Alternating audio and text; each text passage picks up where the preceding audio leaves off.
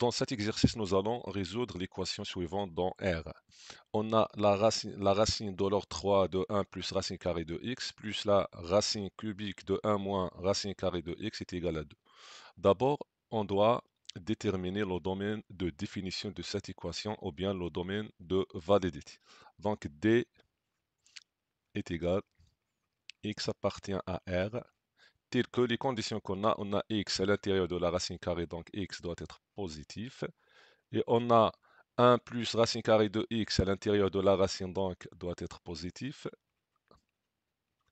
Et 1 moins racine carrée de x doit être aussi positif. Cette condition-là est vérifiée car la racine carrée de x est toujours positive, donc plus 1 est strictement positif. Donc il nous reste deux conditions à satisfaire. C'est x doit être positif et 1 moins racine x doit être positif. Donc 1 moins racine carrée de x est positif, ça signifie que 1 doit être supérieur à la racine carrée de x.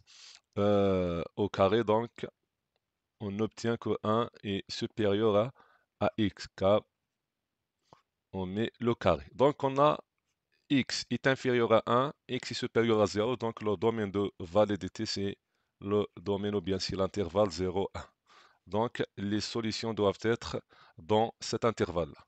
Maintenant, nous allons résoudre l'équation. Donc, c'est pour cela nous allons lever au cube, c'est-à-dire que les côtés de cette équation doivent être au cube, c'est-à-dire exposant 3. Donc, mettons au cube, c'est-à-dire qu'on va mettre la racine cubique de 1 plus racine carrée de x plus la racine cubique de 1 moins racine carrée de x, exposant 3 est égal à 2 exposant 3, qui est 8.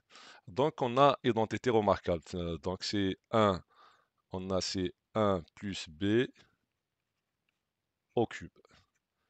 Avec a, c'est la première racine cubique et b, c'est la deuxième racine cubique. Donc ça, c'est a au cube plus 3a au carré b plus 3ab au carré plus b au cube. Ou bien c'est a au cube, factorisons avec 3ab, donc facteur a plus b au cube. Donc, on aura la racine carrée de 1 plus racine carrée de x cubique, ça doit être au cube, plus 3ab, c'est-à-dire 3 racine cubique de 1 plus racine x fois la racine de 1 ou bien la racine cubique. Donc ici, on a des racines cubiques.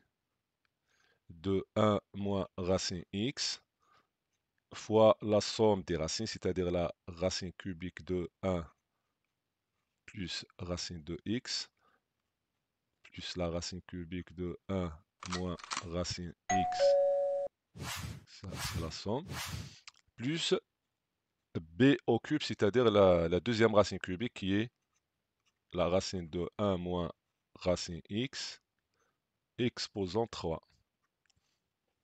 Voilà, ça est égal à 8. Donc, puisqu'on a racine cubique au cube, donc on va lever la racine. Donc, on obtient 1 plus la racine carrée de x. Donc, on a plus 3. Donc, on a la première racine fois la deuxième. Donc, mettons tout dans une même racine. Donc, on obtient, c'est la racine cubique de 1 plus racine x facteur 1 moins racine carrée de x. Ça fois 1 plus racine x cubique plus 1 moins racine carrée x cubique.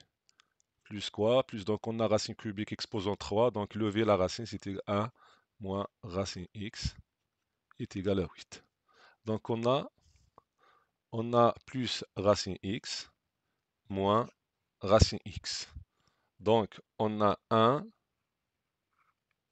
plus 1, ça c'est 2, donc nous allons soustraire donc 2 de 8. Donc on obtient Donc on obtient 3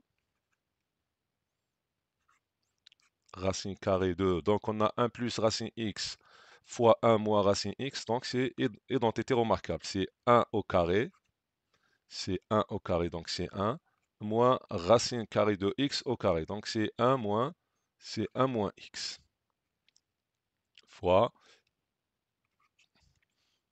donc la racine cubique de 1 plus racine carrée de x, 1 moins racine carrée de x cubique est égal combien? Est égal 8 moins 2, donc c'est 6. Donc constatons bien qu'on a 3.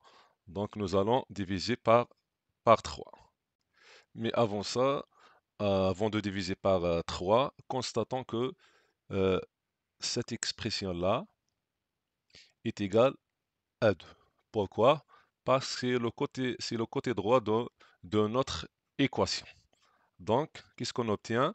On obtient 3 fois 2 qui est 6, fois la racine carrée, donc c'est 6, racine carrée de, ou bien racine cubique, ce n'est pas la racine carrée, c'est la racine cubique de 1 moins x est égal à 6.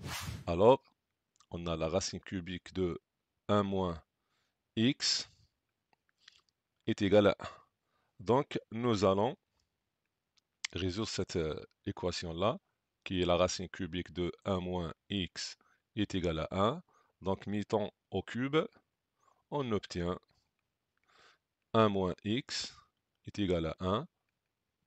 Alors, x est égal à 1 moins 1, c'est-à-dire x est égal à 0. Maintenant, nous allons s'assurer est-ce que 0 appartient au domaine de validité. Le domaine de validité, c'est 0, 1. C'est 0, 1. Alors, 0 appartient à D, donc cette équation admet une unique solution qui est 0. C'est comme ça, on a terminé notre exercice. Assalamu alaikum.